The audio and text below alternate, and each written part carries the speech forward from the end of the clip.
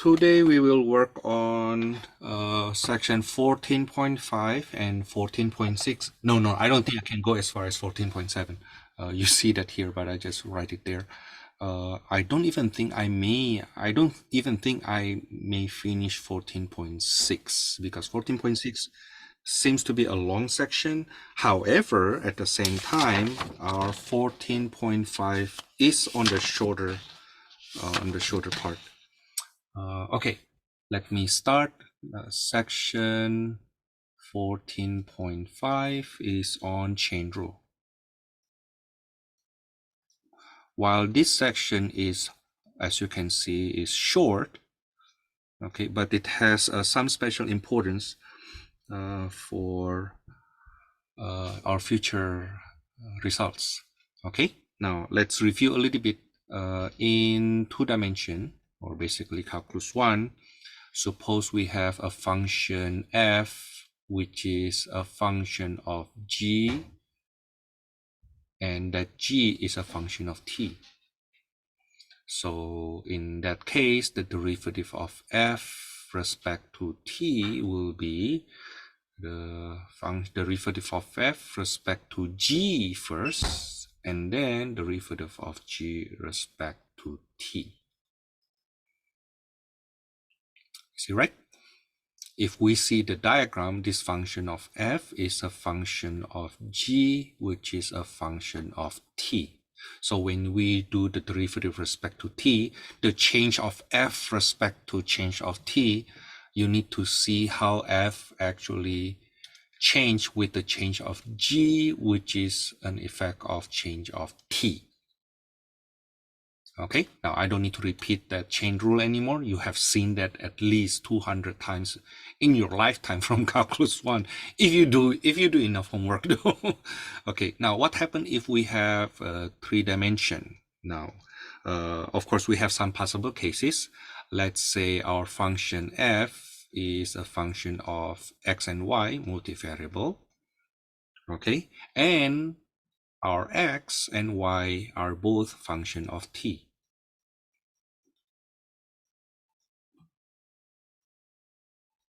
Diagram wise, this f depends on x and y, and each of them depends on t. Now, because the t are the same, when t changes, x changes, and y also change with the same t, instead of writing it, instead of make the diagram looks like that, I will just make it looks like this. Okay, now then what happened to the chain rule? Notice that while a function f is a function of x and y, but each x and y are each of them is a function of t's only. In other words, while f is influenced by x and y, both x and y depends on only one variable.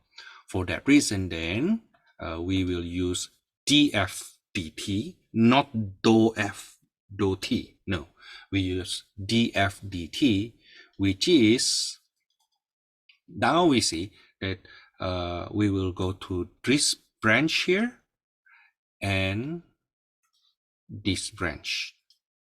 Okay, so the partial of f respect to x times the derivative of x respect to t. Notice the notation dou f dou x, because f is variable, function f depends on x and y, not on x only, but variable x depends on t only, plus the partial of f respect to y times the derivative of y respect to t.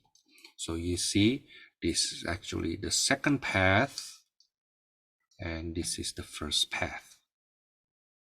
Okay, I hope me doing that coloring enable you to see what we actually doing. Now, let's see, for example, for this example 1, suppose we have z as a function of x and y. z equals to 2xy cubed, and we know that x equals to t cubed, y equals to 2t squared. Now find dc dt. Now then, according to our theory above, we do the derivative of z respect to t by doing the partial of z respect to x first times the derivative of x respect to t plus partial of z respect to y times the derivative of y respect to t. Okay, now dou c dou x is 2y cubed times dx dt, that's 3t squared, plus dou z dou y will be 6xy squared, dy dt will be 4t.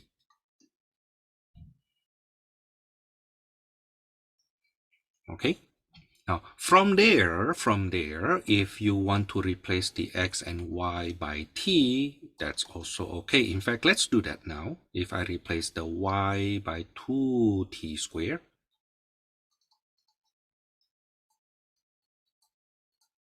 it becomes clear, right, that this function is actually dependent on the t only once we substitute the x and the y in terms of t.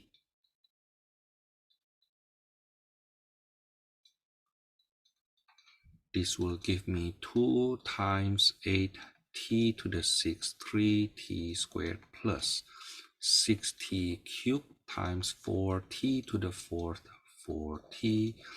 What will that be? 16 times 3, 48 t to the 8th plus 16 times 6, 24, that's 96 t to the 8 also. What will that be? 144 t to the 8th. If we want to express that in terms of t only. By the way, we learned in Calc 1, using Calc 1, which is a legitimate method. If you use that here, we substitute the c first. You see that c as a function of xy now can be expressed as a function of t only by replacing the x by t cubed and the y by 2t squared. Okay, so we have 2t cubed times 8t to the 6, which is 16 t to the 9th, right? Now, then if I do the derivative of z respect to t, you will get that 16 times 9 times t to the 8th, which is 144 t to the 8th. The same answer we have before. Okay, so basically, if you use calculus 1 method, you replace the x and the y's because they are functions of t, and now z becomes a function of t that you do the derivative. But usually that's not as easy to do because of some variety of reasons.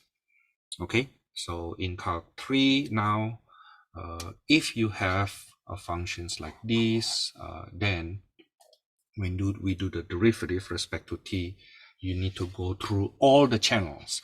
In other words, if we expand this a little bit, suppose the idea is, suppose now I have a function f as a function of x, y, z, yet each of them function of t, then the derivative of the function f respect to t will be dou f dou x times dx dt, that's the first channel, right?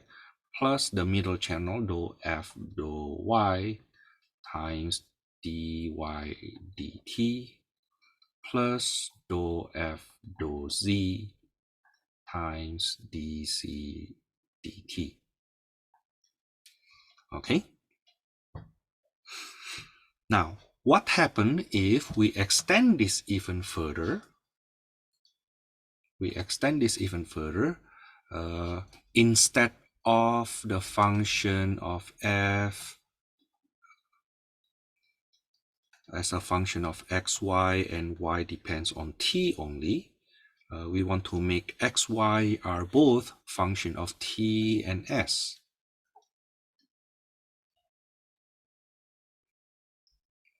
Okay, maybe for now we make it look like this. We make it look like this. X is a function of t and s. It's a function of t and s, like that. Okay, now that diagram, because the t's here is the same to the t here, and the y here, the s here is the same to the s there. So I will just combine them together, f as a function of x, y, as function of t and s.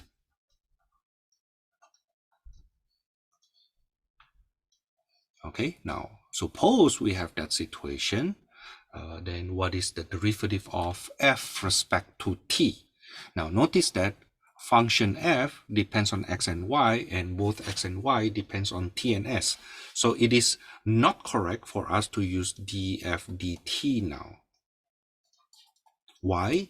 Because this function f actually depends not only on t, but also on s.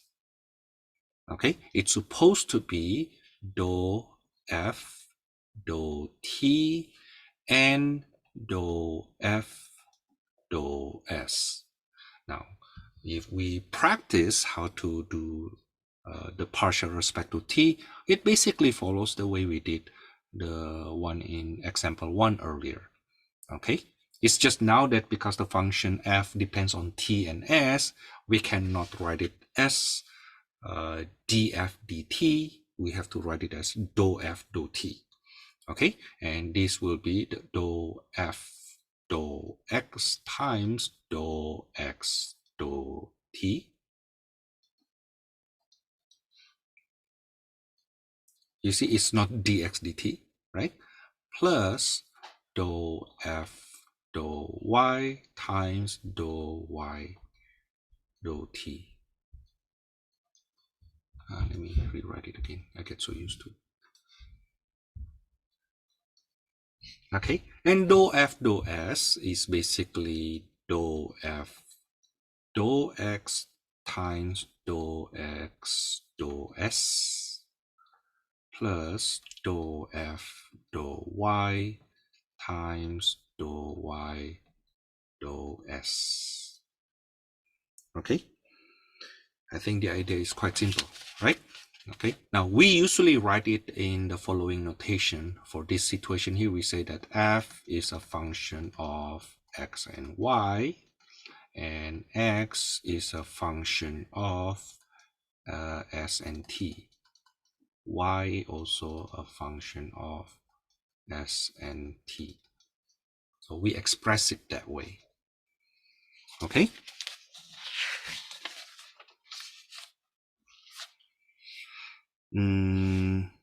Higher derivative, higher partial derivatives, higher partial derivative. This is where things get ugly. Like, what happens if we do the second derivative? Okay, what happens if we do the second derivative?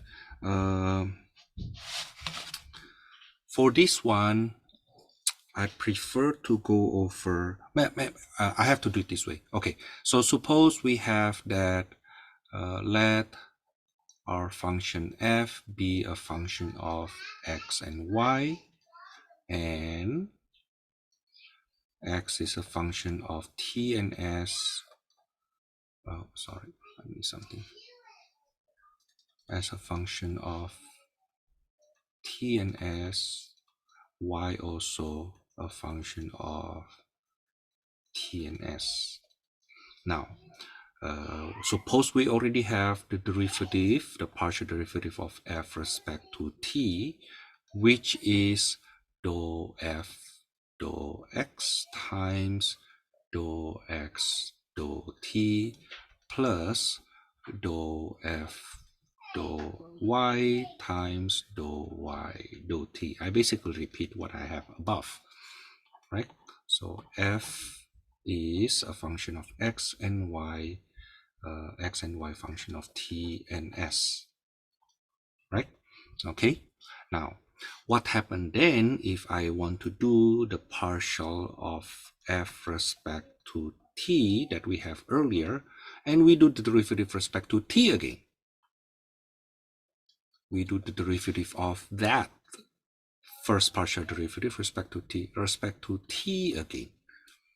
Then what I need to do is, notice this guy here, when we do the derivative respect to t, we use that guy, do partial respect to x first, and times partial of x respect to t, plus partial of f respect to y times partial of y respect to t. Okay, now substitute that f by this ugly guy. Okay, then it becomes the partial of that dou f dou t respect to x times dou x dou t,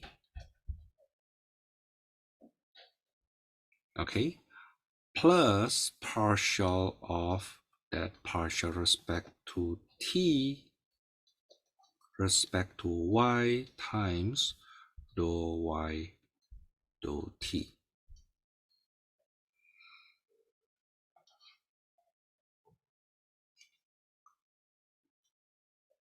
Okay, now it seems simple, right? Until you do substitution.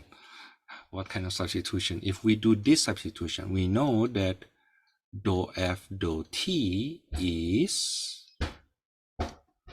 dou f dou x times dou x dou t plus dou f dou y times dou y dou t. This times dou x dou t, right? So this part here becomes this part, okay? Plus the partial respect to y of that dou f dou t. I copy paste that thing again, dou f dou x times dou x dou t plus dou f dou y times dou y dou t dou y dou t.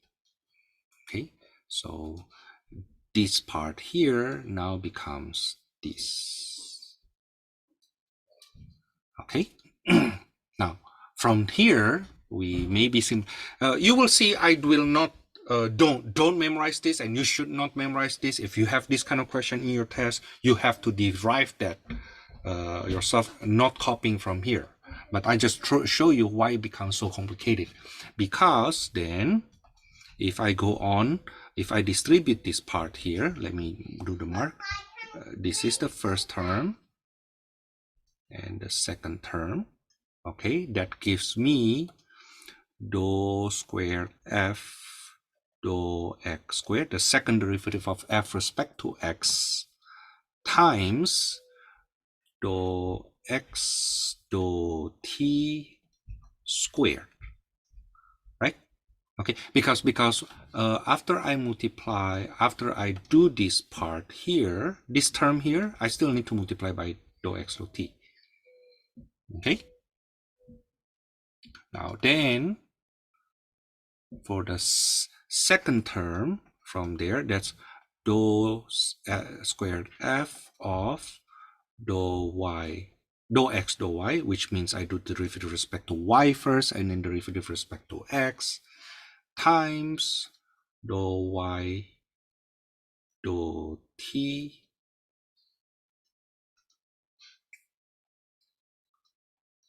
dou x dou t.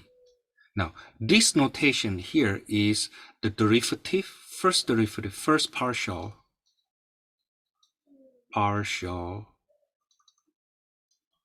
with respect to x, then squared.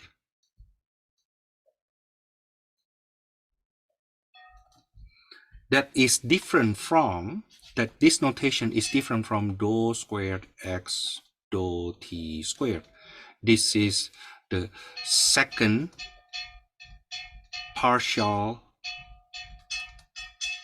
of x with respect to t. Okay? Okay, so please, this notation is different from the notation we have above there. So this notation that you see here, this is not the derivative of, partial derivative of x respect to t, and then you do derivative respect to t again. No, no, no. This is actually the product of two partial derivatives. Okay? That's why notation becomes very important. Okay? Notation becomes very important. Okay, so those for notation. Let me erase this then, just to remind you.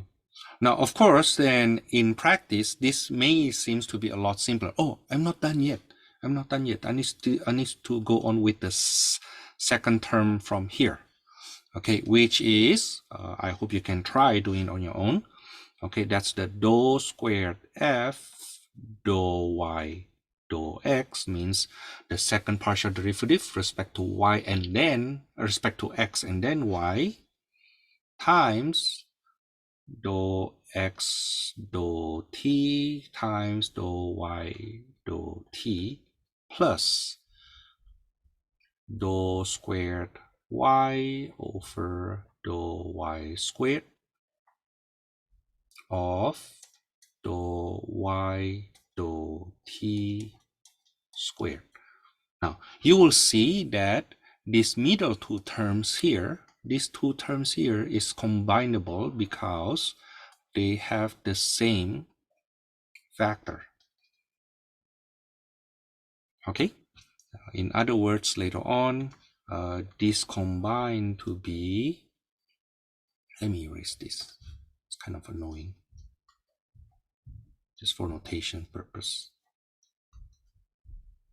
And that becomes the partial of f, the second partial of x respect to x times dou x dou t squared plus the mixed partial dou f dou x dou y plus the mixed partial dou f of dou y dou x, which are usually the same if they are continuous. Okay, times dou x dou t times dou y dou t plus dou squared y dou, I'm sorry, dou squared f supposed to be. This is f, not y.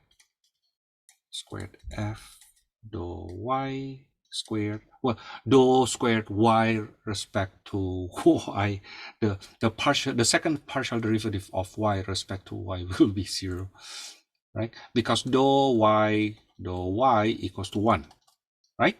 Okay, if you do another partial derivative respect to y, then it should be 0. Okay, that's why notation becomes extremely important. Okay, if you don't write it right, it means the reason you don't write it right is because you don't understand it right. Okay, times dou y dou t squared. Now you will see the pattern actually more or less looks like a binomial expansion thingy. Okay, so if you have a plus b squared, for example, then you will see a squared. Associate this to dou x dou t squared plus two terms of dou x dou t dou y dou t plus b squared, which is dou y dou t squared. Now these two terms here comes from the mixed partial derivative, okay, which if they happen to be continuous, therefore Clairaut's theorem apply, you will see this basically 2 times of dou squared f dou y dou x if Clairaut's apply.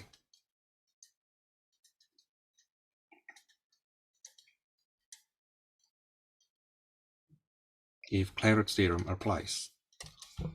Okay, now of course in reality we will not see that many questions requiring us to do the second derivative.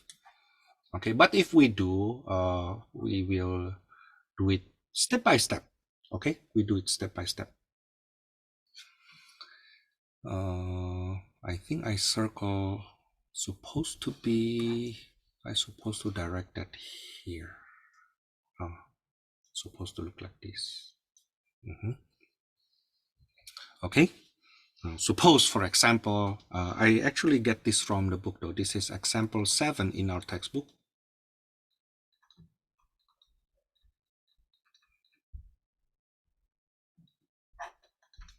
That says the following: let z be a function of x and y, and then our xy are functions of s and t in this form.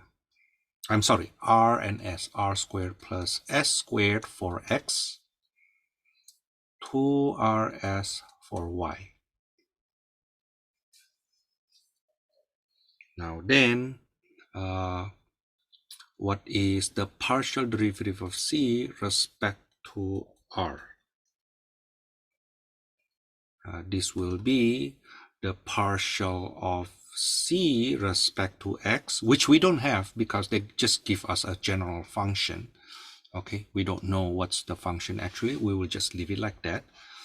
Times dou x dou r plus dou c dou y times dou y dou r. I will make it short using the following notation. I will use z sub x times dou x dou r is 2r plus dou c dou y, I use z sub y. So this is not z times x and z times y. No, this is a partial derivative notation.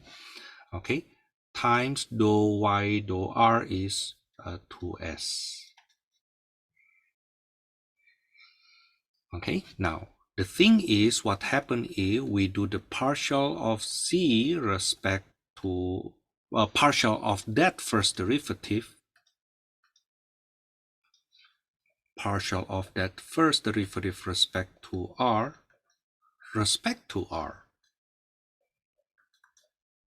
Okay, so it's basically dou of dou c dou r respect to x first times dou x dou r plus the partial of that dou c dou r respect to y times dou y dou r.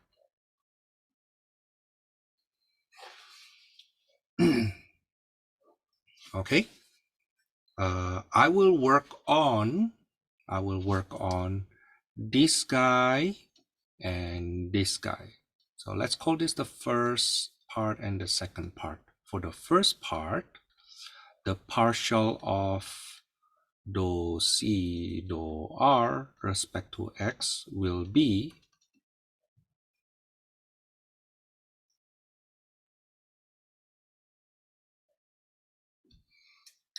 the partial respect to x of z sub x times 2r plus c sub y times 2s.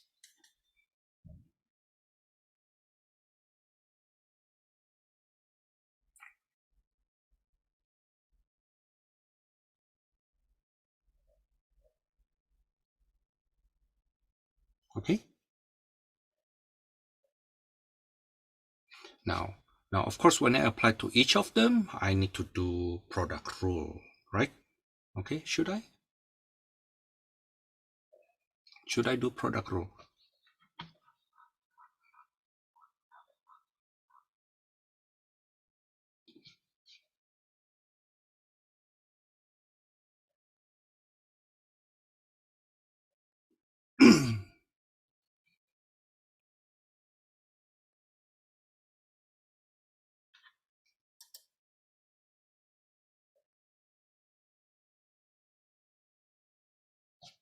that will be dou c sub x respect to x times 2r plus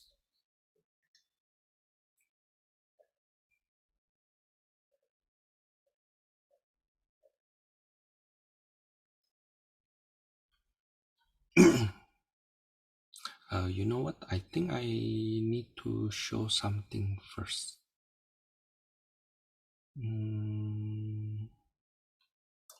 I want to simplify something on the top first. Hold on. So let's do this first. I'm sorry. Yeah, I will do this later. But I want to simplify a little bit here. This is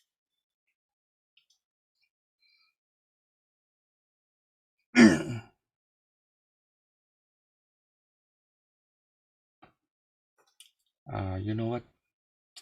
Yeah. Let me just write it here then. So this is dou of dou x. This is dou c dou r times the partial of x respect to r is 2r plus dou of dou c dou r respect to y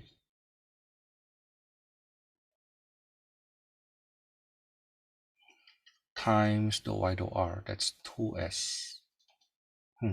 So yeah, then now I still need to work on that step 1 and step 2, right? This is my step 1. I still need to figure out what happened. I need to figure out what happened to that. Okay.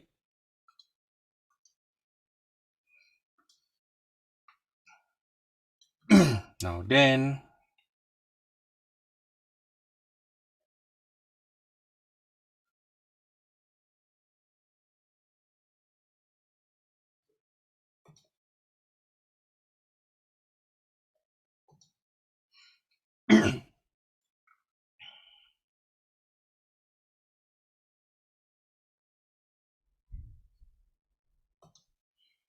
kind of like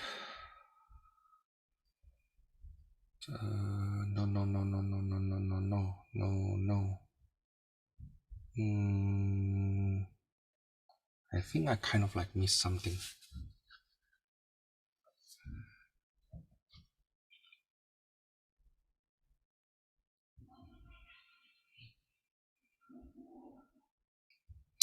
Hold on. So I get this part.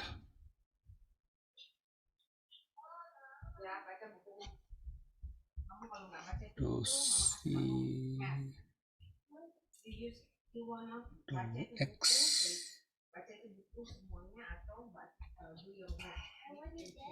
respect to r.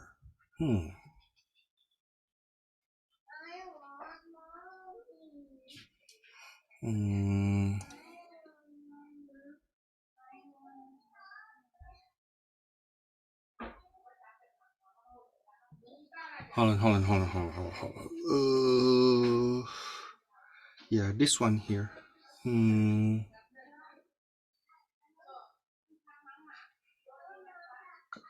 See, I get confused myself. Yeah, I want to check this out here.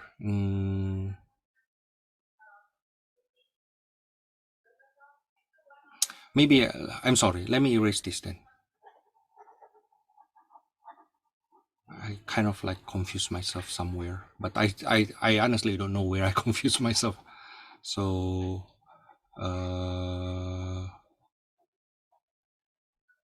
the thing is dou c dou r. Some of them has r, some of them has x, some of them has y, right? So let me do it this way. So this guy here, dou c dou r, dou of dou c dou r respect to r will be dou of c sub x times 2r plus c sub y times 2s. Now then I need to do product rule. So the first one is dou of c sub x respect to r times 2r plus, I do product rule, z sub x times 2. See, this guy times the derivative of this respect to r, right? Okay, and then dou c sub y respect to r times 2s plus z sub y times 2s respect to r, dou 2s respect to r. Now we know this will be 0. Well, because r and s are independent from each other.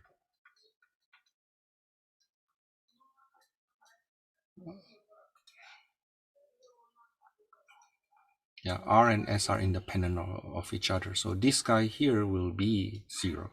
Okay, in other words, we have dou c sub x respect to r times 2r plus c sub x times 2 plus 2s times dou c sub y respect to r plus 0. Okay, so now I have this issue. This is my first one, and this is my second one that I need to take care.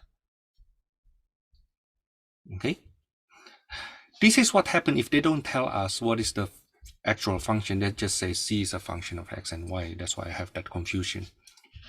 So let's see. The first part, what is dou of c sub x respect to r? That will be dou c sub x respect to x first times dou x dou r plus dou c sub x respect to y times dou y dou r. Now this will give us z sub x times 2r plus c sub xy times 2s. Likewise, dou sub y, c sub y respect to r will be dou c sub y respect to x first times dou x dou r plus dou of c sub y respect to y times dou y dou r. This is c sub yx times 2r plus c sub yy times 2s. Now put things together. The partial of c dou c dou r respect to r, I will substitute the 1 and 2 back. Okay, this will be c sub xx times 2r plus c sub xy times 2s times 2r plus 2 times c sub x only, right? Plus d dou c sub y respect to r, that is z sub x sub yx times 2r plus z sub yy times 2s times 2s. It's long, huh? This will give us 4r squared z sub xx plus 4rs c sub xy plus 2z sub x plus. Why do we have 2c sub x? Because that 2 comes from the derivative of c respect to x and then respect to y. I'm sorry, it's z respect to r and then respect to s. Is it right? Respect to r, and then from here you do the respect to r again. I'm sorry, r and then respect to r. Okay, that's how we get that 2. Okay, and this guy here will be 4rs c sub yx plus 4s squared c sub yy. Okay, again, these are subscript. These are subscript, the partial derivative. Okay, now if clearance being applied, if the z sub xy equals to z sub yx, in other words, clearance apply, then we can combine these two terms here, becomes 8 times that, 4r squared. Let me use the partial notation, dou squared c dou x squared plus 8rs dou squared c dou y dou x plus 2 dou c dou x plus 4s squared dou squared c dou y squared.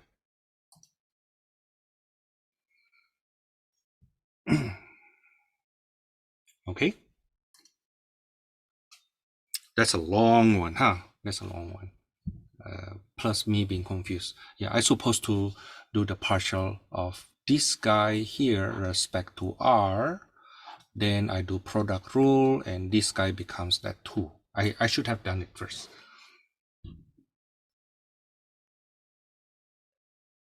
Okay, well, anyway, the next part of this section is implicit differentiation. Implicit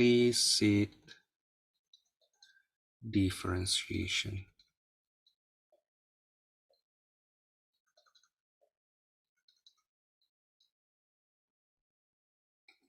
Implicit differentiation. Let's look back in our Calc 1. Recall in Calc 1, we have, for example, we have x cubed plus y cubed equals to 6xy, and we do implicit differentiation. We get 3x squared plus 3y squared y prime equals to 6y plus 6xy prime, right? Okay, and then we do get the boom to find the y prime.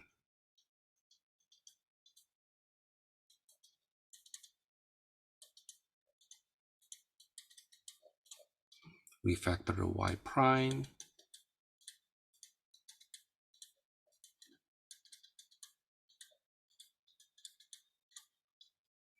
So y prime equals to this guy. I think we can reduce by 3. If we reduce by 3, we get negative x squared plus 2y over y squared minus 2x, right? Okay, that's in calculus 1. Now, in calculus 3, now we will still work with implicit differentiation, but we will attack this from a more general sense. Okay, the idea is we do what I call, this is my terminology, we do augmentation.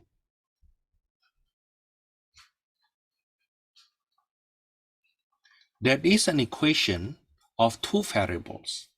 Okay, now I will set that equals to constant and call that a new function. Call that function f, which is a function of xy, x cubed plus y cubed minus 6xy, and then I set this equals to 0.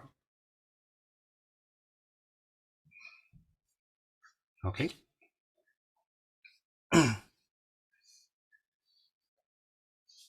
Yeah. Augmentation basically as follows. You have 2-dimensional equation, an equation with 2 variables. Now you make it a function that is equals to constant, and this function basically you make it 1 extra dimension. Now you see this, instead of 2-dimensional equation, now you see this as 3-dimensional function that you set to be constant. Okay, you can call this your C, but let me just call that your RF. Now, the idea is if I do implicit differentiation, notice that this f is actually a function of x and y, right? Okay, That's a function of x and y. So when I do derivative respect to x, if I do the partial derivative of x f respect to x, then I am forced to do chain rule. In other words, that partial of f respect to x, and we do the derivative of x respect to x plus dou f dou y times dou y dou x. Thomas, you confused me there. We actually see it now as follows. X and y, instead of independent from each other, we see them this way. F is a function of x, f also a function of y, which is a function of x.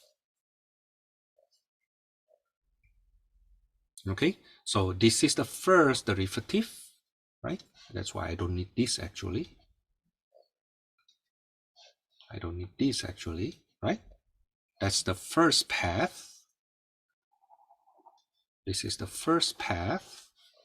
And then this is the second path.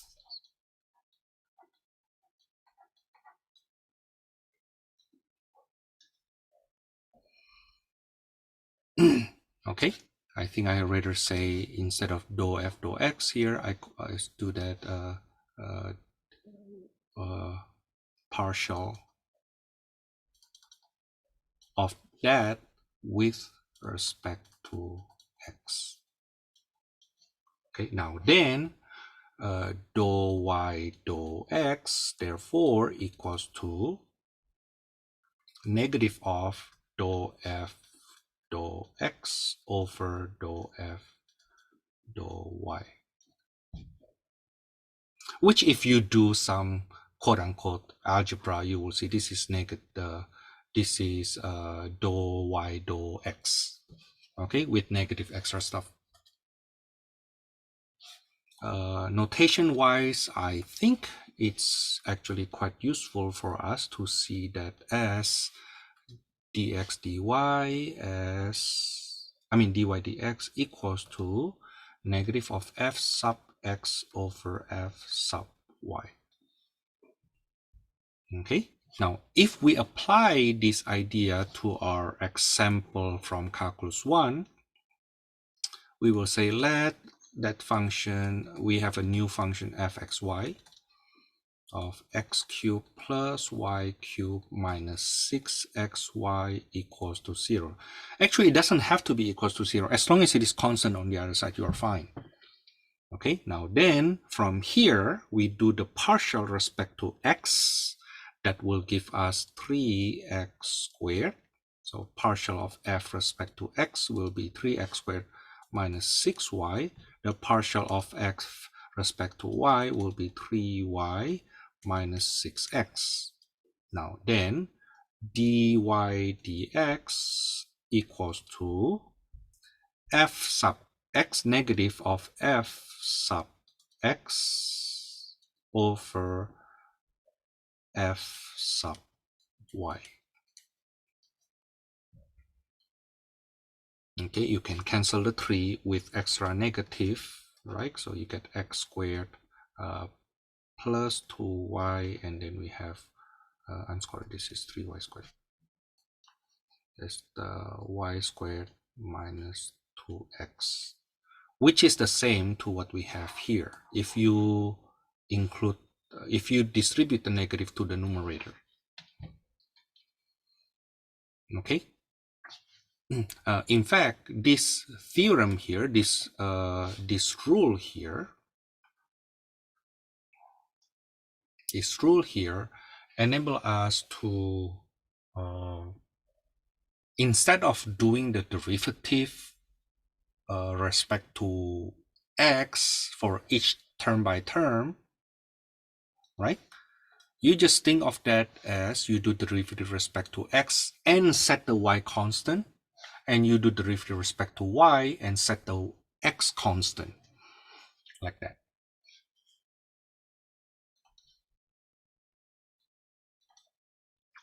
Okay, that's the nice thing about this augmentation. We basically, instead of seeing that from two-dimensional view, we see that from three-dimensional view. So we make extra dimension and we set it equals to constant, such that when we do the partial derivative, that constant derivative of that constant becomes 0.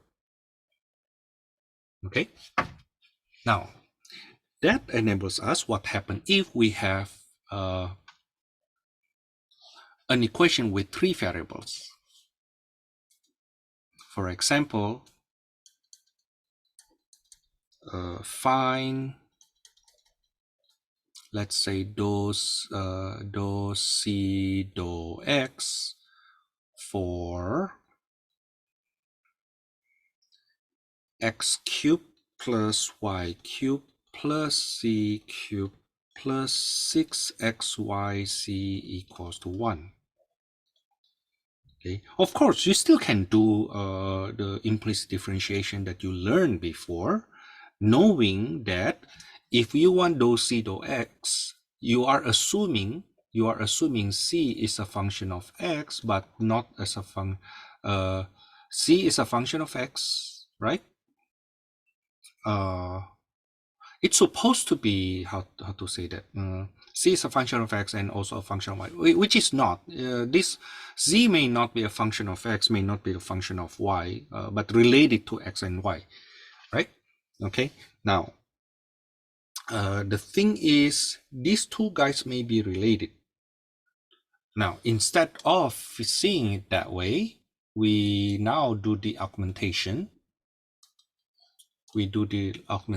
Let f(x,y,z), so we call a function, we define a new function, x cubed plus y cubed plus c cubed plus 6xyc, and set this equals to constant, which is already 1. So I call that a new function, which is constant. Now notice that f as a function of x, y, z equals to constant. Basically say this capital F is a function of x, y, z, right? Now, but if you want to see if dou c dou x, we may kind of like massage this a little bit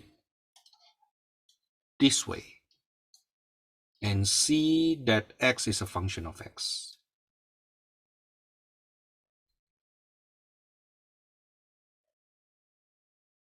Okay, and x is independent of y.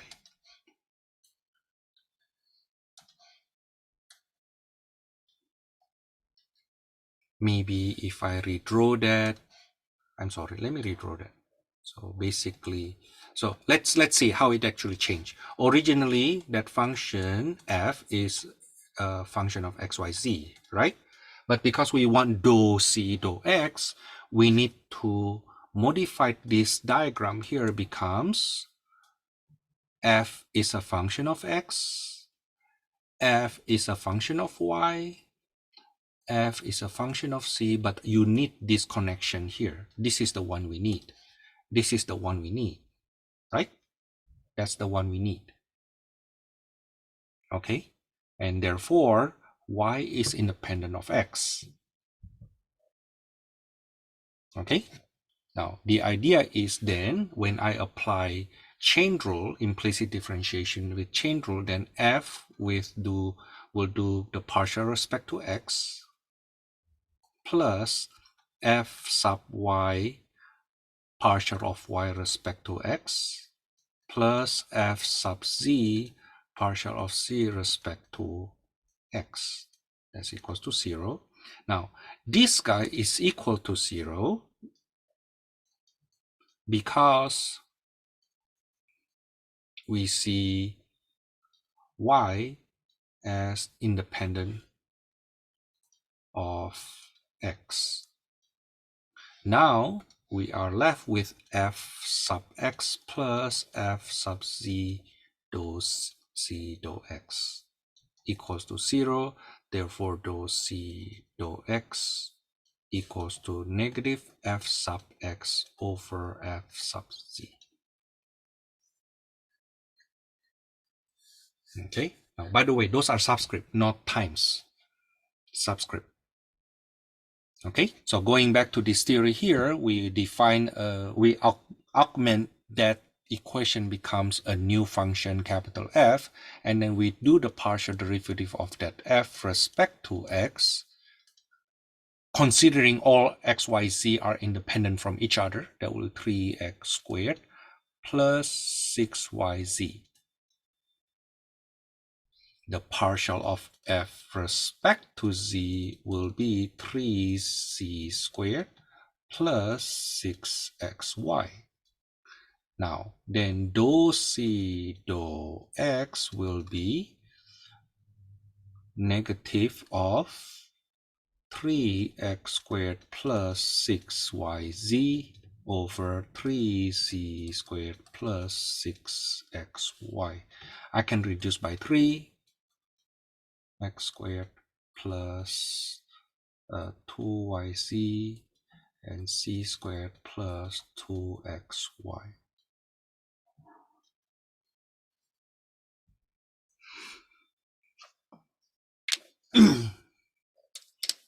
Okay, now of course you may say, Thomas, can I just do the partial derivative with respect to x from that equation right away? Can I do that? Yes, you can, but it could be too long. That's the thing. Okay, it could be too long. Now what you see I did here is basically do the augmentation, and then I do partial respect to x, partial respect to z, and when I do the partial respect to x, I consider the c as independent of x. When I do partial respect to c, I consider x independent of c. Okay, now if we do long way, if you want to do long way, yeah, it's doable. Then if we have x cubed plus y cubed plus c cubed plus 6xyz equals to 1, and you do implicit differentiation with respect to x, then I will get 3x squared plus 0, because we consider y as an independent variable from x, and 3c squared plus, I'm sorry, 3c squared times dou c dou x, right? Plus 6yz plus 6xy dou c dou x equals to 0. Now when you solve that, you will get dou c dou x equals to what we have above. But as you can see, it's kind of longer because when you do the partial respect to x, you have to remember that y is independent of x, but c is dependent on x.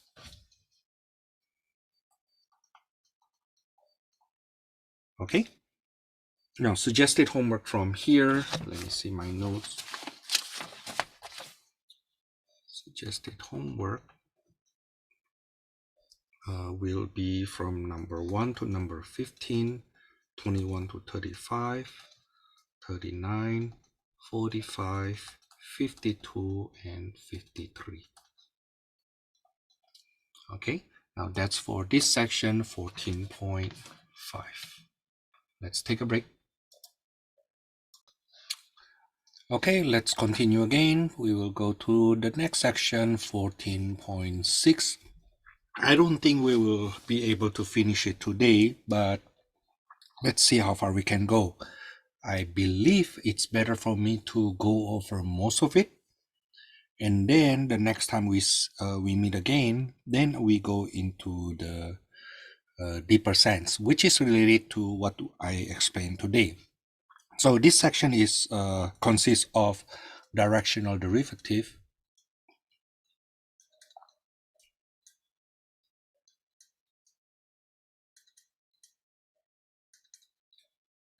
and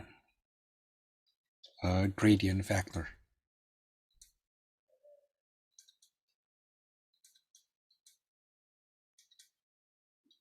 our textbook goes over directional derivatives first and then gradient factor. But I want to borrow the notation gradient factor. Definition: the gradient factor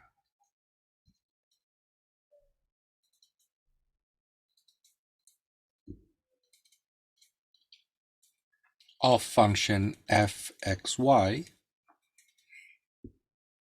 denoted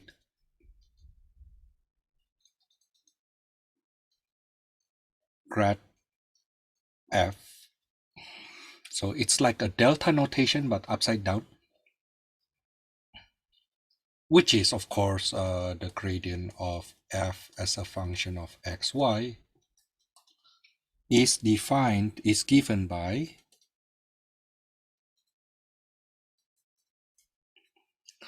gradient of f of xy equals to the partial of f respect to x in the x component and partial of f respect to y in the y component. Now suppose our function is a function of xyz instead, then the gradient will be the gradient of f as a function of xyz, which is defined to be the partial of f respect to x, partial of f respect to y, and partial of f respect to z. Okay, let me move this down here. So it depends on the context.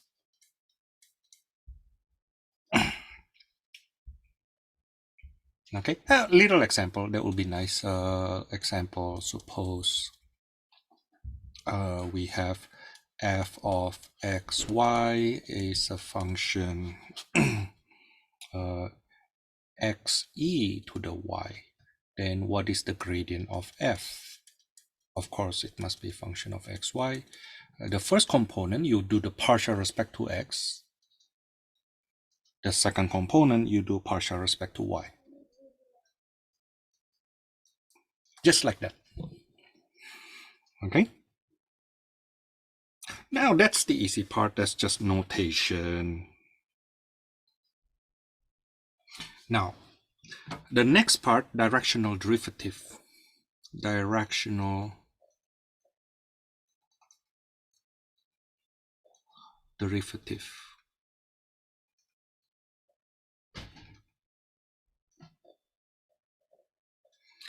Now, directional derivatives of a function of xy at x naught y naught in the unit direction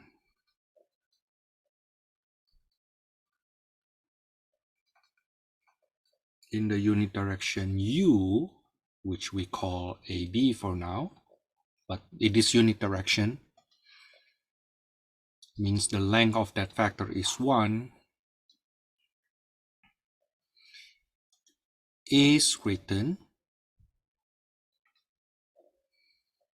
denoted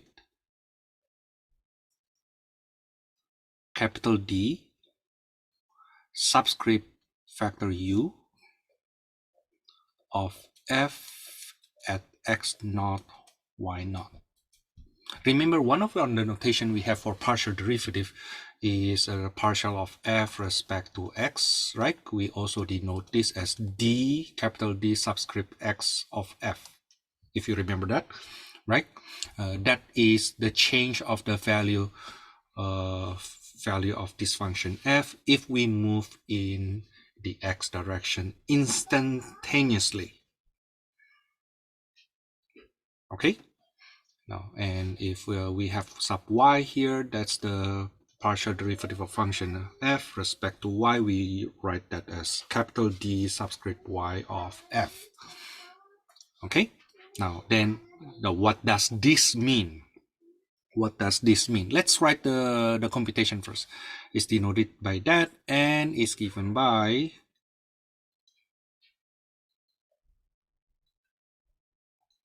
is given by d, the partial derivative in the u direction of function f at x naught y naught is given by the gradient of that function f at x naught y naught dot unit vector u.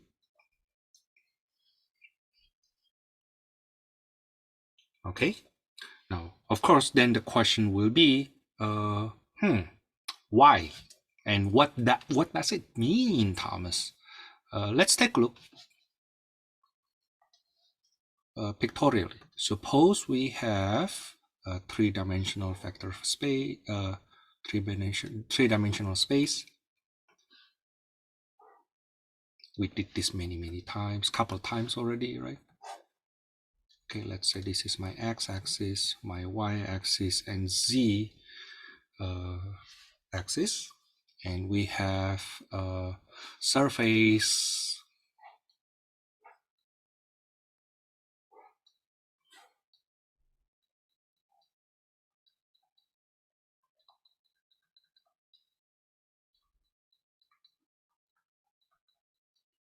Now, in the past, we have this situation. Let's say we choose coordinate xy, x naught, y naught. Okay, this is the x naught, and this is the y naught.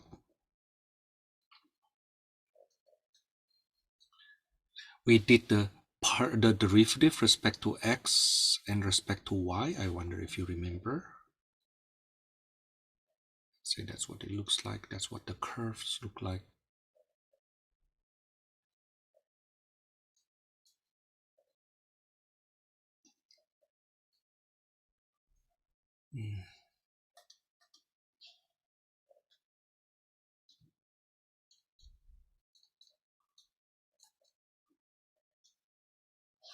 Okay. Now, what we did before was this. If I go in one unit of x direction, then my factor looks like this, right? Okay, let's put the notation. This guy here, what? Let me use this very thin one. This factor here is 1, 0, f sub x. While on the ground, that is 1, 0, right? Now, likewise, if I go in the y direction, what happened? If I go in the y direction, the factor on the surface will look like this. Now, in the past, we say that this factor here is 0, 1, f sub x. Okay? Now, what does it mean to say you go in the u direction? Now, the u direction will be as follows. We go in the u direction, let me use black color, like this. You go in this direction. Okay? You go in this direction. Now, this direction consists of part of that, not one unit, but a unit in the x direction and b unit in the y direction. Okay? So you see that the value z value, or the value of the function, will increase proportionally as we move in the x direction and as we move in the y direction. Okay, now if we move in one full unit in the x direction, then the gradient of f move in the x direction, it will give us f sub x. If we move in the x direction, if we move in the y direction only, then the derivative in that y direction will be f sub y only. But what happens if it is in the mixture of x and y? What happens if it is the mixture of x and y? Let's say a comma b. Then it will be a times f sub x plus b times f sub y. Now, of course, the ab here has to be unit. In other words, square root of a squared plus b squared has to be 1. It has to be in the unit direction.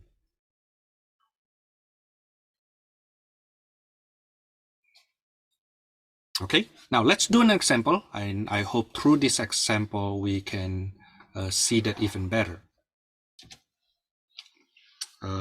Use the example we have above. So for example,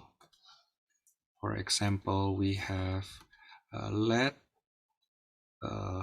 c be e to the x, I'm sorry, x times e to the y, then the gradient of c will be e to the y, comma, x e to the y.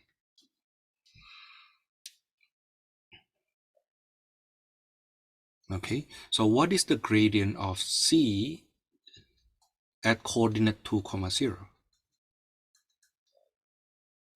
The gradient of c at coordinate 2, 0 will be the x is 2, the y is 0, right? So e to the 0 to e to the 0, or if you can do it fast, you can see this is 1, 2. Okay, now suppose we want find the direction. Let me do it on the find the directional derivative in the direction of u of the function or of the z function z at 2, 0. So first I need to do the the gradient first.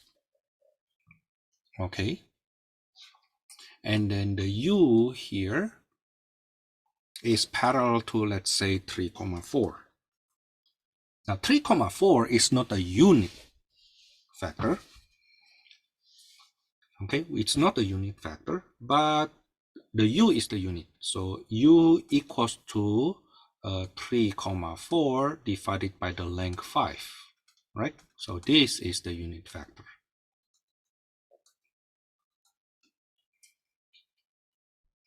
Okay, so on the ground, on the xy plane,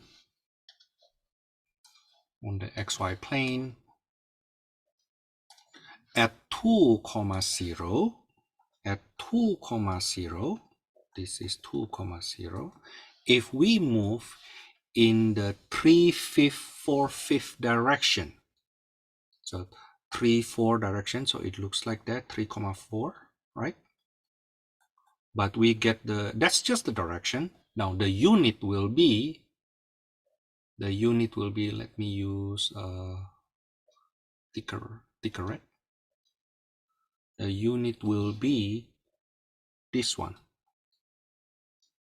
Okay, this is the 3/5, 4/5. Now, if we move in that direction, how much or how will the value of c change? Okay, now you see that the idea is we basically take that, so the directional derivative in the u direction of the function c at 2, 0 will be the gradient of z at 2, 0 dot 3/5, 4/5. Notice that you are not moving only in the x direction, but only 3/5 in the x direction and 4/5 in the y direction. So notice that I actually take 3/5 of the change if you only do in the y direction, and 4/5 of the change if you only do y direction. So this is equals to 3/5 plus 8/5 equals to 11/5.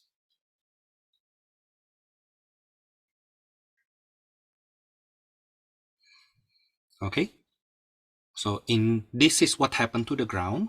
Okay, that's what happened to the ground. If we see in 3 dimension, if we try to see that in 3 dimension, let me do it down here.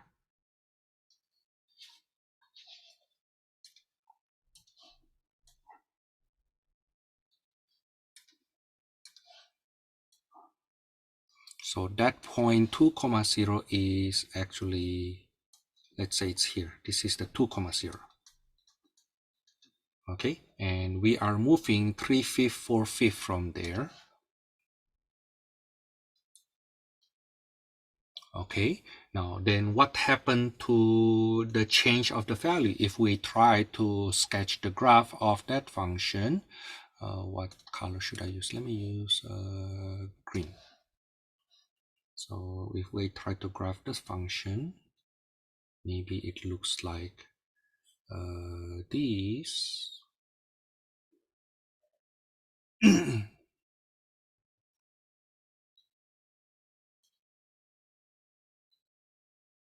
Okay, so the value is here, right? This is 2 comma 0 comma 2, I believe. This is 2 comma 0 comma 2. But if you move in this direction here, then the value of the function, the factor, will go up by this much. Okay, maybe I use the thicker one, by this much.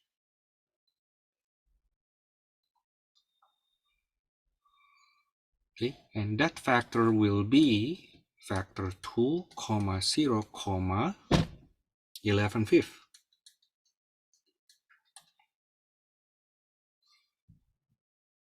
Okay, now this point, this factor here is actually tangent to this surface at 2 comma 0. Okay, so the coordinate here, by the way, the coordinate here is 2 comma 0 comma I'm sorry, 2 comma 0 comma 2, and this factor here, I'm sorry, it's not 2 0.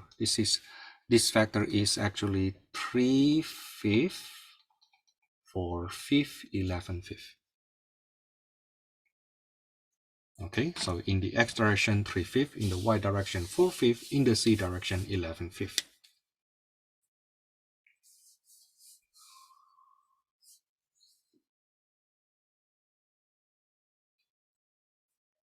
Okay.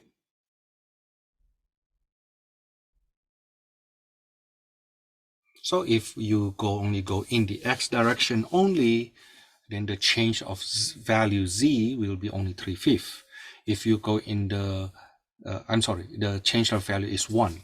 If you go in the y direction only, the change of value of z is 2.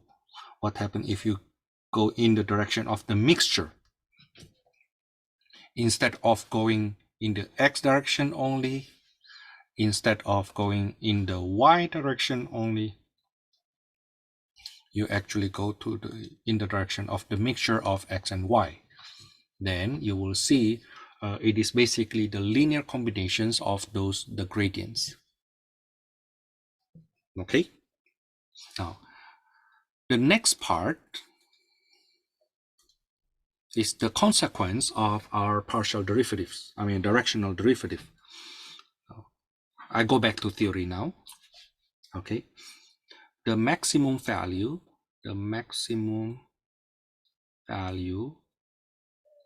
of the directional derivative of u of the function f is the absolute of the gradient of f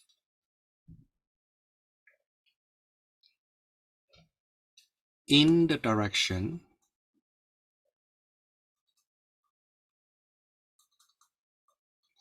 parallel to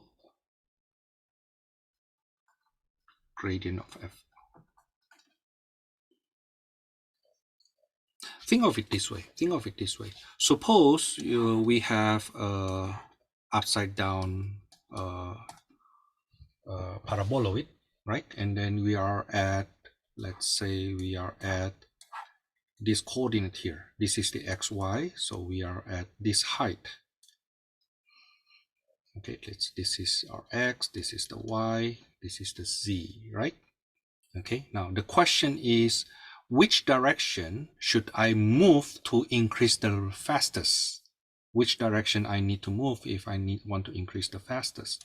Then on the ground, you see you need to go to that direction. On the hyperboloid, you see you need to go to that direction. Okay, this three-dimensional factor here, this three-dimensional factor, if you project that to the ground, to xy plane, it looks like that.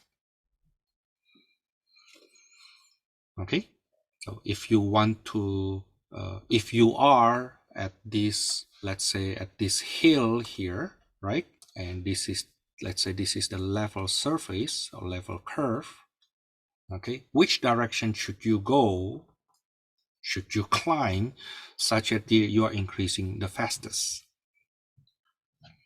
Okay, that's basically the question. And this theory tells us that it will increase the fastest if you go in this direction.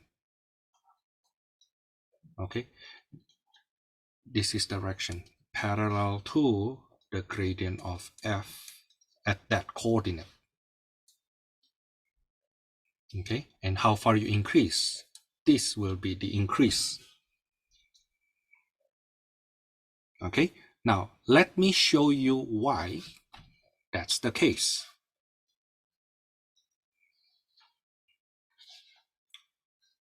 Why? Well, that's because from the formula we have for directional derivative, okay, the directional derivatives of the function f at x naught y naught. You see, this is the gradient of f at x naught y naught dot factor u, right? Now, of course, this is maximum when the gradient of f at x naught y naught is parallel to that unit factor.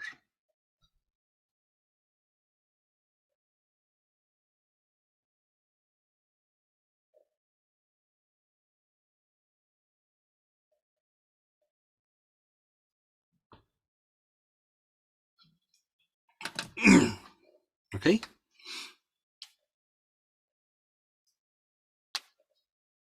and what is the maximum value? The maximum value, if they are parallel, right, therefore the angle is 0 degrees, right? Okay, that implies the angle between those two factors is equals to 0, and this is equal to the magnitude of the gradient at x naught y naught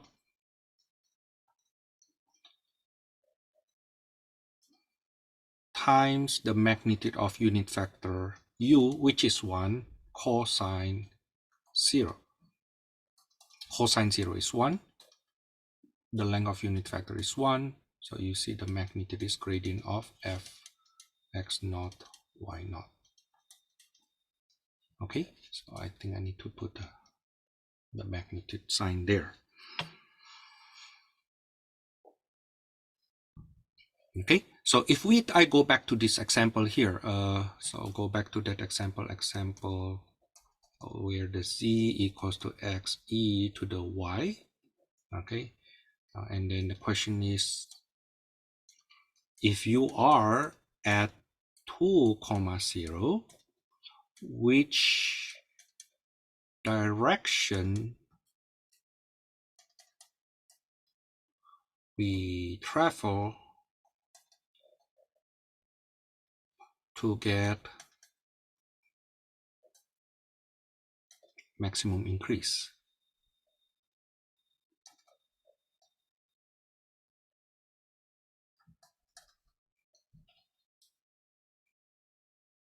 And the way we get it is, well, take a look on the gradient of f at 2, 0. We saw that earlier, that's actually 1, 2, right?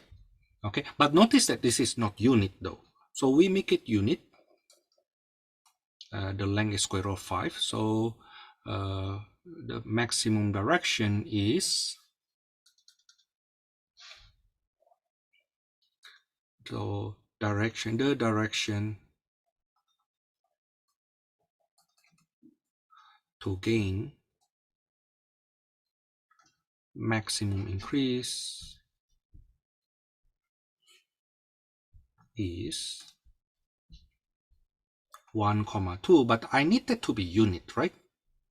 Okay, 1, 2 over square root of 5 to make it unit. Okay, so that's the direction unit factor that gives you the maximum increase.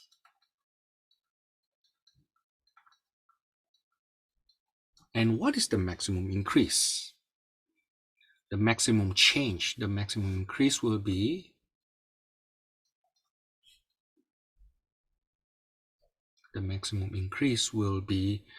square root of 5. Okay, which is the magnitude of the gradient of f at 2, 0. Maybe I say maximum increase is equal to the magnitude of gradient of f at 2, 0, which is square root of 5.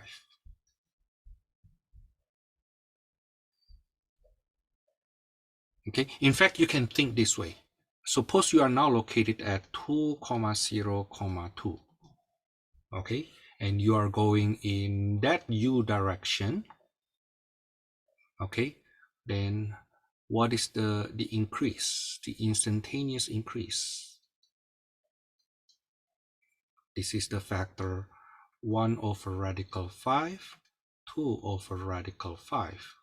And according to our theory here, you will increase by radical 5, right? In other words, this factor here is 1 over radical 5, 2 over radical 5, radical 5.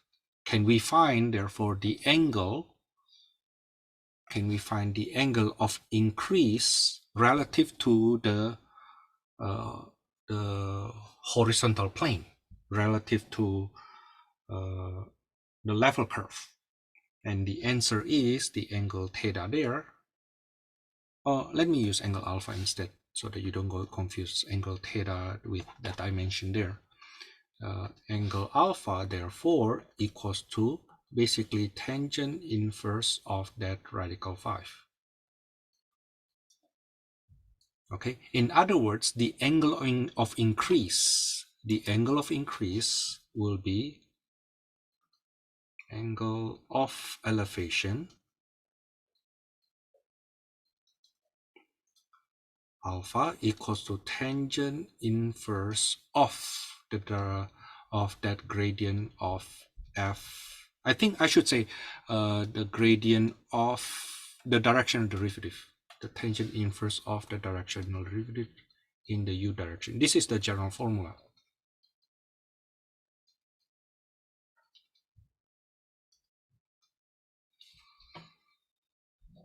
Okay, that's the general formula. Of course, when this is maximum, then this is the same to the gradient of the function x naught y naught, maximum angle of elevation.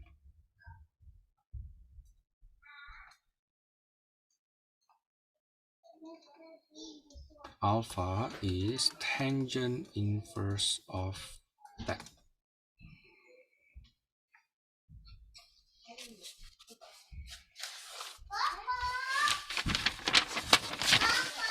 Okay. Now, I would like to redraw this. Give me a second. Now you will see further. That furthermore,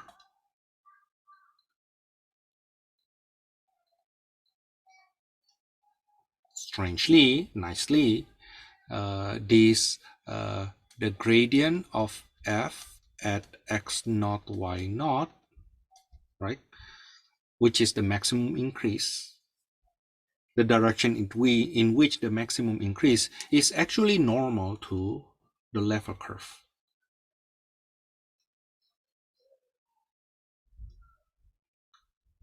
At f x naught y naught. at that height. Okay.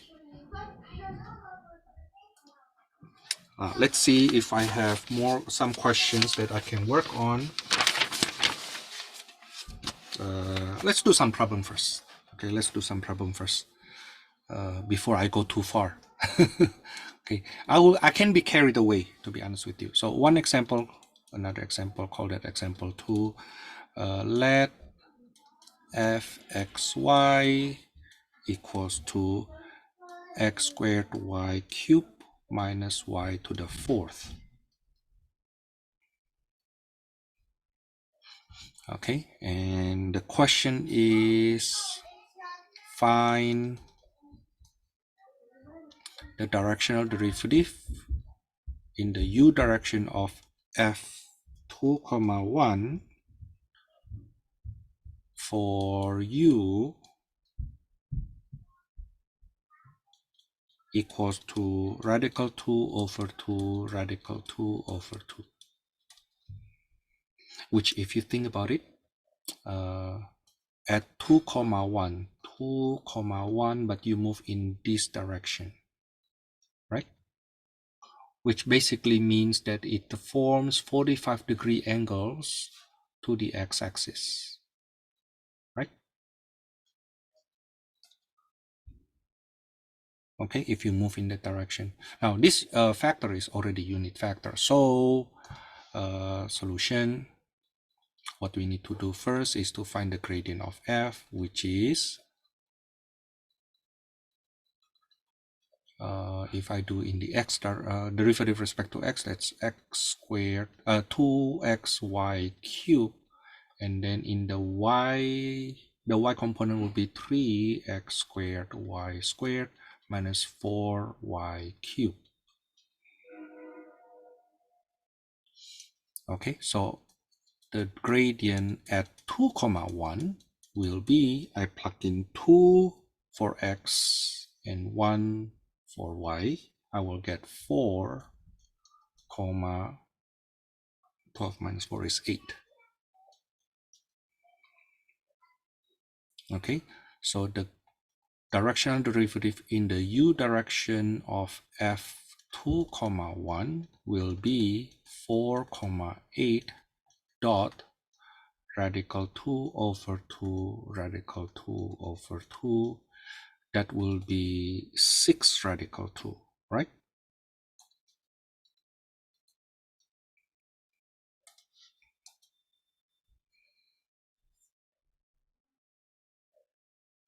Now, which means if I move in the this direction here, then what is my angle of elevation? My angle of elevation equals to tangent inverse of 6 radical 2. Now, this is not the maximum though. This is not the maximum angle of elevation possible, because nothing in this question says that that direction radical 2 over 2 comma radical 2 over 2 will give us the maximum. In fact, as a follow-up question, okay, maximum increase must be parallel to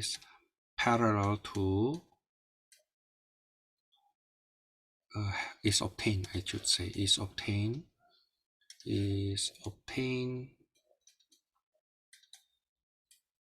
when the u is parallel to the gradient of f at 2, 1, which is 4, 8, right? So my gradient, my direction should be that's 1 over radical 5 of 1, 2. You divide this by the length, which is 64 plus 1680, right? Okay, I can factor the 4. That's how I do it fast. I can factor the 4, right? So you will see I just need to deal with that 1, 2 divided by the length. Okay, and what is the maximum increase? The maximum increase is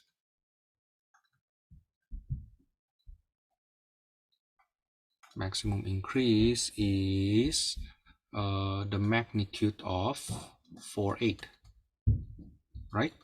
Which is 4 square root of 5.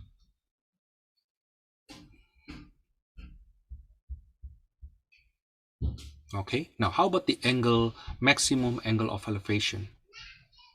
If you go in this direction, you will increase by this, right? Okay, instantaneous increase. And what is the angle of climbing? The angle of climbing will be tangent inverse of 4 radical 5. Okay, but Thomas, how do you know that 4 tangent inverse of 4 radical 5 is greater than tangent inverse of 6 radical 2? Well, tangent inverse is a one-to-one function. The way they design tangent inverse is one-to-one function. Okay, and tangent inverse is increasing. Okay, so if I want to see which one is higher, I basically need to compare 4 square root of 5 and 6 radical 2, which one is greater. This is square root of 80, this is square root of 72, because this is greater than tangent inverse of 4 radical 5 is greater. Now the thing is, from our theory here, we see that tangent inverse of 4 square root of 5 will be the maximum angle of elevation possible. Okay, that's the maximum angle of elevation possible. Okay. Now let's see more questions. I see here another example. I don't know what is it in our textbook though. Maybe different questions. In my old textbook, this is question number 10. Suppose we have let f of x, y, z, three-dimensional function right now, equals to square root of x plus y, z. Now part A, what is the gradient of function f? That will be 1 over 2 square root of x plus y, z, z over 2 square root of x plus y, z. I do the derivative respect to z, right? To y. Okay. And then I do the derivative respect to z. I get y over 2 square root of x plus y, z. Okay, so next, what is the gradient of f at 1, 3, 1? I have just plugged that in, right? I just plugged that in. That will be 1 over 1, 3, 1, 2, 4. This is 1 over 4. This is 3 over 4. Okay. Now suppose I want to move in the u is parallel to factor 2, 3, 6. Now notice that u therefore equals to 2, 3, 6 divided by the length, which is square root of 4 plus 9 plus 36. That's 7, huh?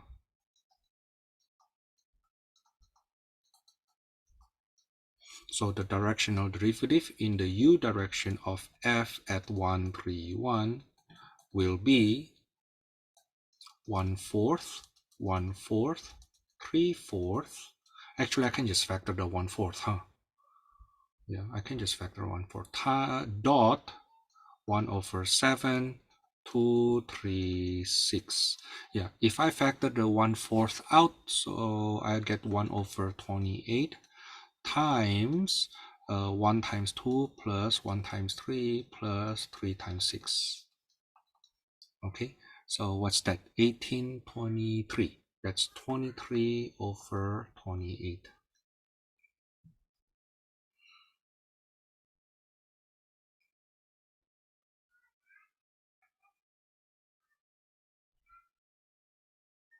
Okay, so in other words, if we are located at 131 in space, okay, and we move in the direction of 236, then at that point in that direction we will increase by 23/28. So you can think of this function as, for example, a temperature function. You think of that as the temperature function, and if you are located in at 131 and you are moving in the direction of 236 in space, right? How fast you think your temperature will increase instantaneously. Okay. Now at this point, I can give you the suggested homework. Let's call this suggested homework for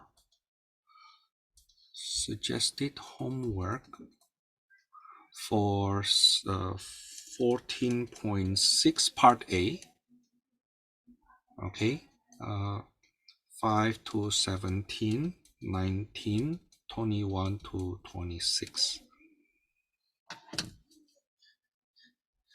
Okay, let me see if I can do more. Yeah, let me see if I can do more. Yes, after all, I still have 30 minutes left, right? Okay, let me just go on.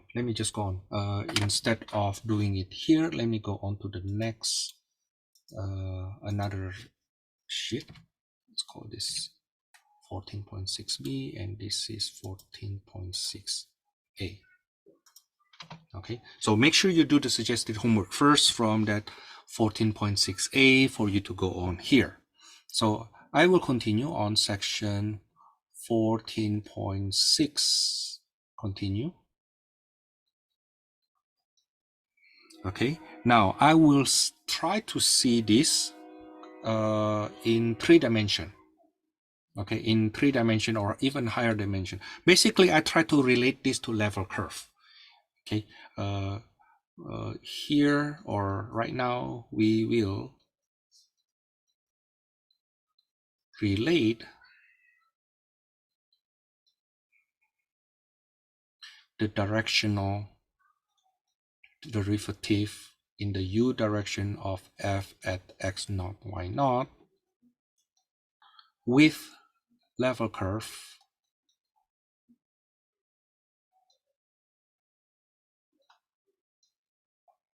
f x naught y naught. Okay, I will do it this way. Okay, on the left hand side will be our theory, and on the right hand side will be our example. I do them next to each other so that you can see the example relating to that theory right away. So the theory, let c equals to the function of x, y. For level curve c,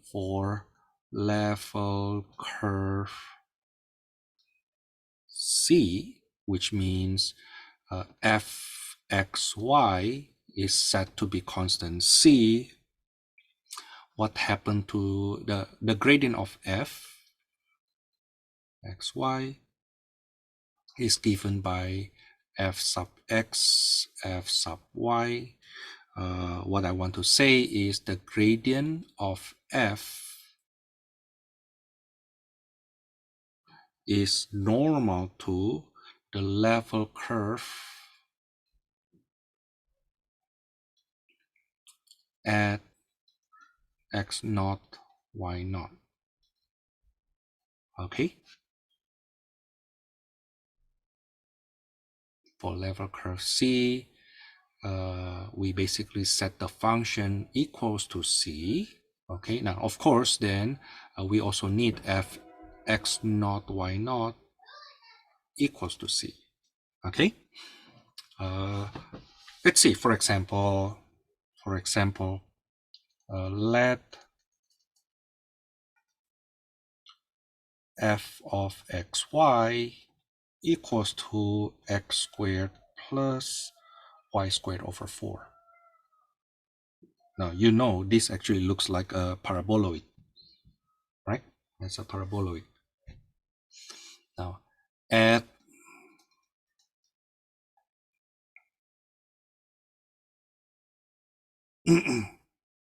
z equals to 1, or f, at levels curve c equals to 1,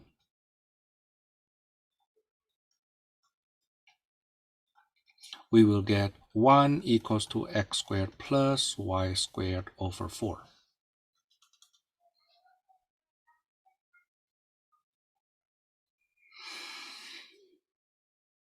Okay, which will give us an ellipsoid, right? 1 unit in the x direction and 2 units in the y direction. So let's say approximately like this. So this is the ellipse.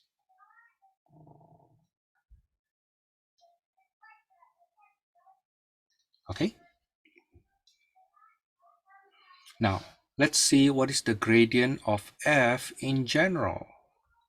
The gradient of f in general will be 2x y over 2, right?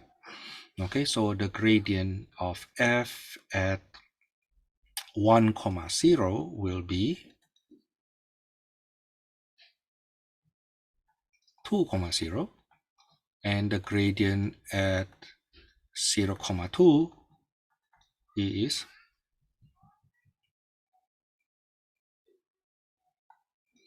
0, 2, say 0, 1. Okay, now take a look. At 1, 0, this coordinate here is 1, 0. Okay, at that point, the gradient factor is 2, 0. Okay, this is the coordinate 1, 0. But at that point, the factor is 2, 0. Notice that it is perpendicular to that level curve.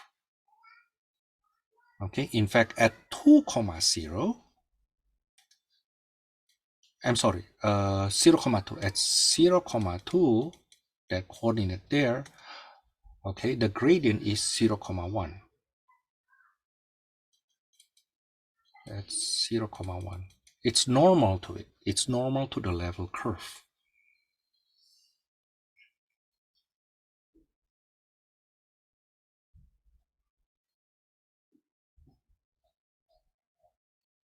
Okay.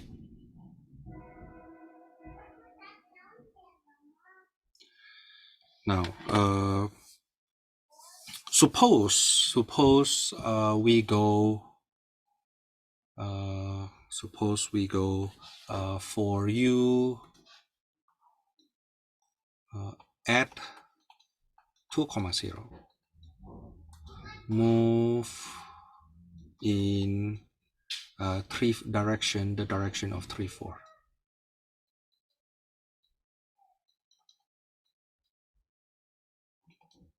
3, 4, which means the unit factor of the movement is 3/5, 4/5, right? So let me change color to green. So at this point, not 2, 0, 1, 0 I mean, and 1, 0. At 1, 0, you want to move in the direction of 3, 4, which means if I change my color, 3, 4 is that. But the unit will be just like this. This is the unit.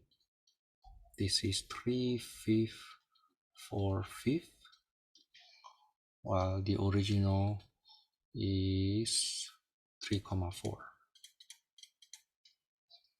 Okay, now if we move in that direction, then what happened to the instantaneous change? So the directional derivative in the direction of u of f1, 0 will be the gradient of f at 1, 0 dot u, okay, which is 2, 0 dot 3/5, 4/5, that's 6/5 plus 0, which is 6/5.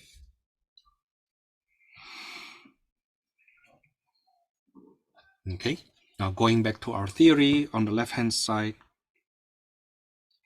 the directional derivative in the u direction of that function f at x naught y naught is equal to the gradient of f at x naught y naught dot unit vector u, which is maximum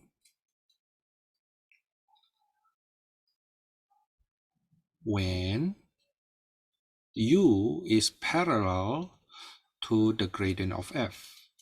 In fact, parallel and the same direction. Parallel and in the same direction. Minimum when they are opposite direction. Still parallel, but in the opposite direction.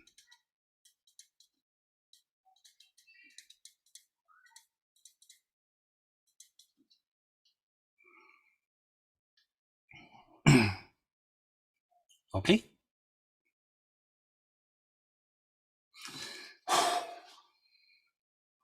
This theory and the examples are basically what we learned from 14.6, right? Now, I want to go on further. Using the same example. Okay. This is the part that I think our textbook does not explain that well. But the thing is, if that's not important, I don't care, right? Okay. I will do augmentation.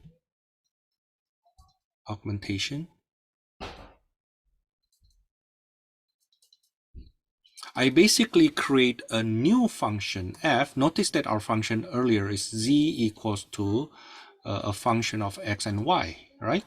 Now I do augmentation f as a function of x, y, z, where I purposely make it the function of x, y, z in terms of x, y, z minus z.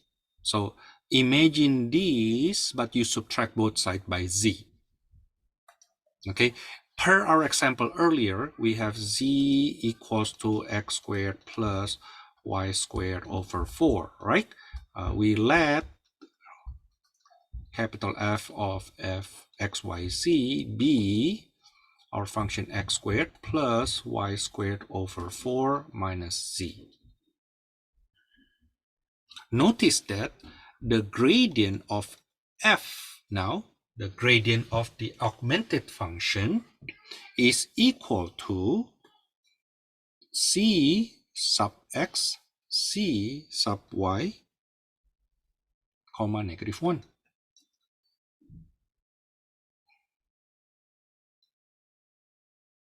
Right? Let me go back, step back a little bit. It's equals to the partial of capital F respect to x, partial of f respect to y, partial of f respect to z. But that will give me the partial of the function z respect to x, the function z respect to y, comma -1. Notice that this gradient of f, therefore, is normal to tangent plane. Now, you go back to section 14.3, I think, or 14.4, I don't remember precisely. The factor normal to the tangent plane is given by this factor. Okay? So, if we go back to our example, for example, right? Okay, then the gradient of f will be 2x y over 2 -1.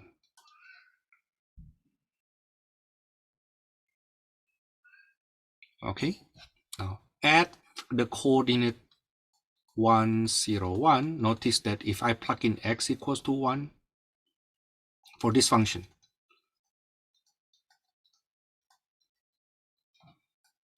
at 1, 0, the c will be 1. Okay, so that's how I get this coordinate 1, 0, 1. Now, at 1, 0, 1, the gradient of f at 1, 0, 1 will be 2, 0, negative 1.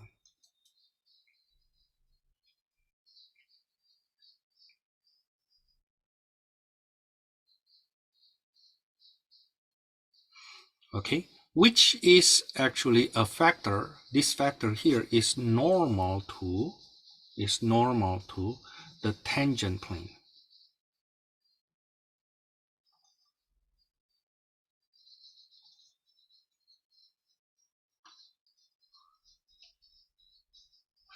Okay, normal to tangent plane at that 1, 0, 1. Interesting, huh? I think this is the part our textbook did not really emphasize. It mentioned it, but didn't really organize it in a way that you can really see, oh, this is the theory and this is the application. Okay. I'm about to go to our GeoGebra, but let's take a look. Let's take a look as follows. Suppose I want to find the equation of the tangent plane at that 1, 0, 1. What will that be? Oh, okay, so the tangent plane, equation of tangent plane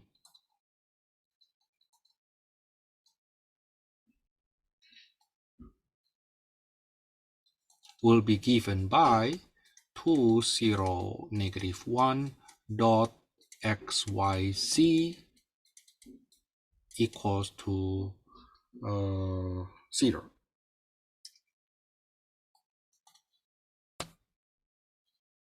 I think not xyz though. Dot, the coordinate is 1, 0, 1, x minus 1, y comma minus 0, z minus 1. So 2 times x minus 1 plus 0y plus, actually minus z minus 1 equals to 0. So 2x minus 2 minus c plus 1 equals 0. 2x minus c equals to 1. Now let's take a look on our GeoGebra. Give me a second. I shift to that.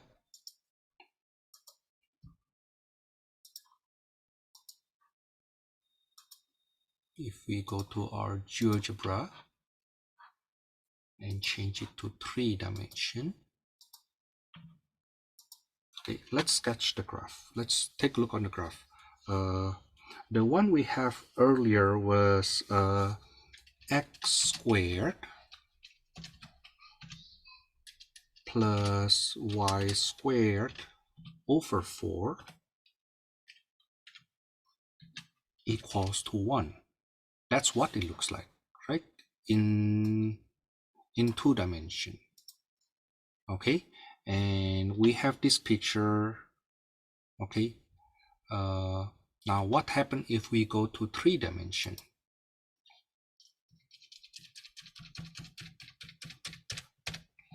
C equals to x squared plus y squared over 4 in 3D. Sorry, I need to retype it again.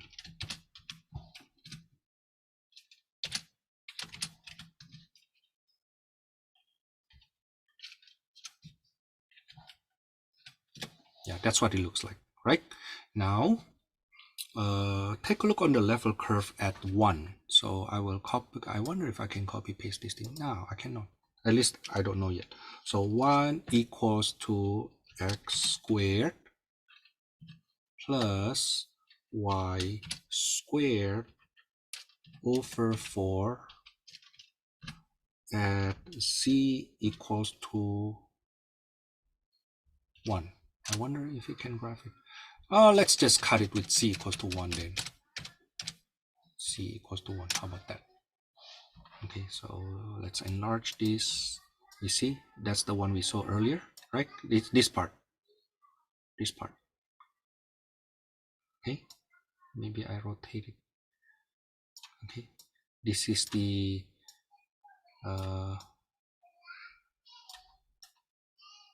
so this is the x direction, this is the y direction, right? And that's the level curve. Now we are interested in taking a look at the tangent plane, which is 2x minus c equals to 1. 2x minus c equals to 1. 2x minus c equals 1. Now take a look. Enter. I don't like the color. Let me change the color. Change it to green, maybe. Dark green. How about that? Okay, so you see how it touched this at that point, right at that point. You see, we see this from exactly from positive y-axis point of view. Okay, the horizontal line is the z equals to 1. Okay, and the line that the slanted line we see here is actually the plane that is tangent at this point. You see that? Which place is the better view? This is not a good view, huh? I think, yeah, yeah, this is a better view. You see, right at that point, right at this point here, okay, we have a tangent plane. Okay, right at that point we have the tangent plane. If I get rid of this annoying, for example, no, I want to delete this, then you will see that the plane is actually tangent exactly at that paraboloid at coordinate 101. Okay, at coordinate 101.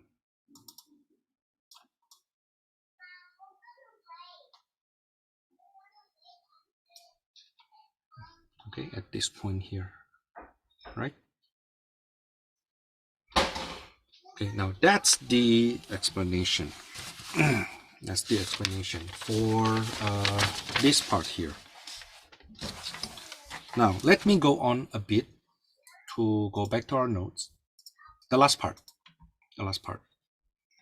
Now suppose my starting point now instead is a function with, let w be a function of xyz.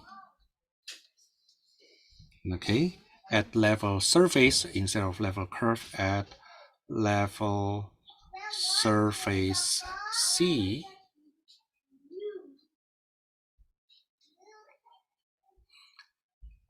the function fxyz equals to c, and the gradient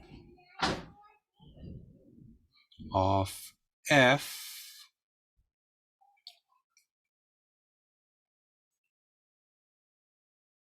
is normal to the level surface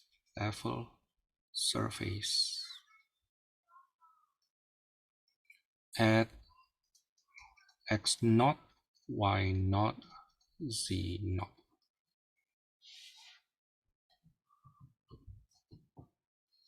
Now this part here has something to do with the implicit differentiation. Okay, it has something to do with implicit differentiation thingy that we have earlier. Okay. Notice that this is not the gradient of the augmented function. No, it's just the gradient of the regular function f, or in this case the w. Okay, let me change, instead of w, let me call that f then. I don't need to create a new function, a new notation, right? Okay. So notice here that the domain is 3 dimension.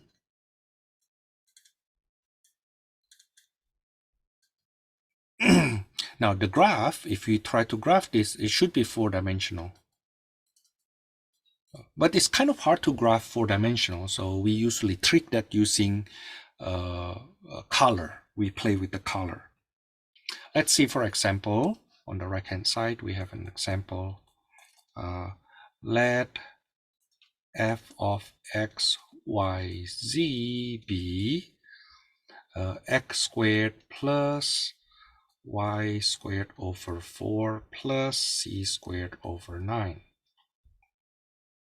Now the gradient of f will be 2x, y over 2, and 2z over 9. At c equals to 1, what happened to the function? At surface level surface 1,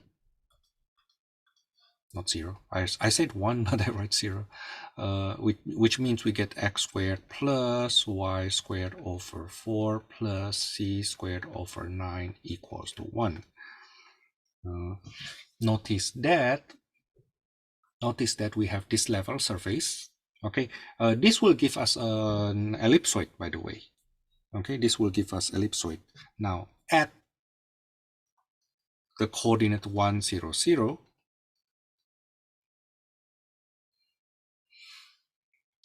the gradient of f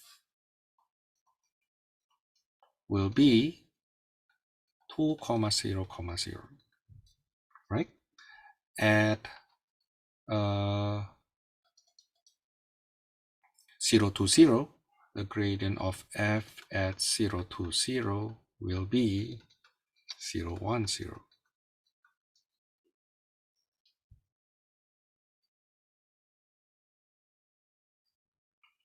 How do we interpret this? Let's take a look on the GeoGebra. I need to redo this, delete this guy here.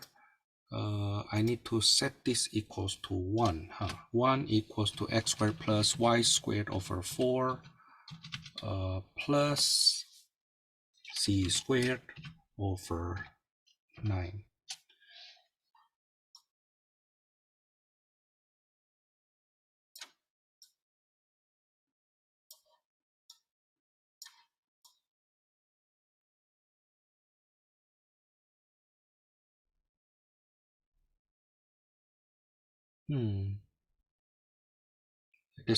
This is a normal look. Okay, so yeah, this is the surface. No, this is not what I want.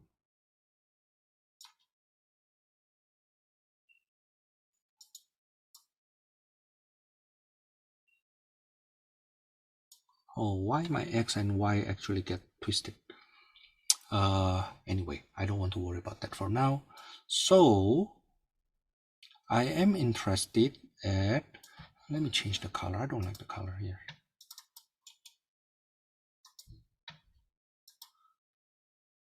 You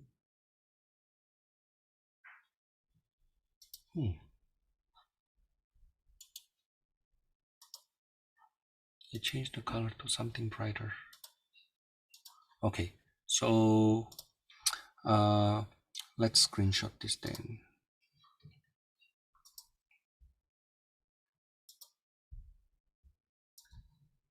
This is the level curve, right? Put it back to our nodes.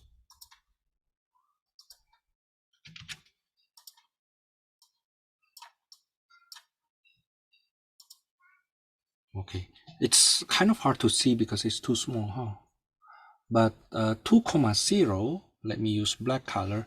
This is 2, 0. This is 2, 0.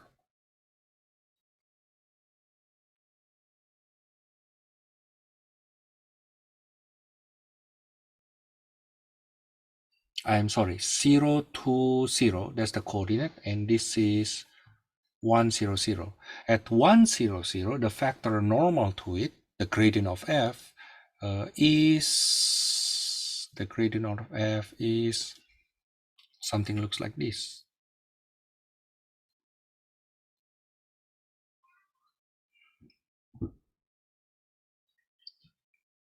this is 2, 0, 0.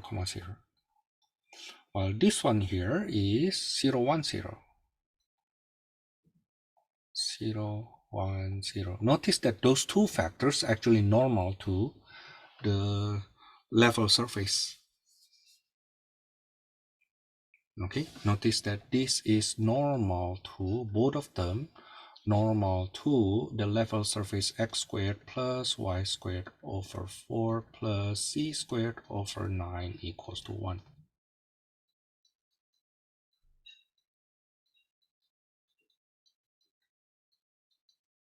Okay, we can also say these factors actually is normal to the tangent plane, the plane that is tangent to that level curve, level surface. Okay, maybe I draw that is normal to the tangent plane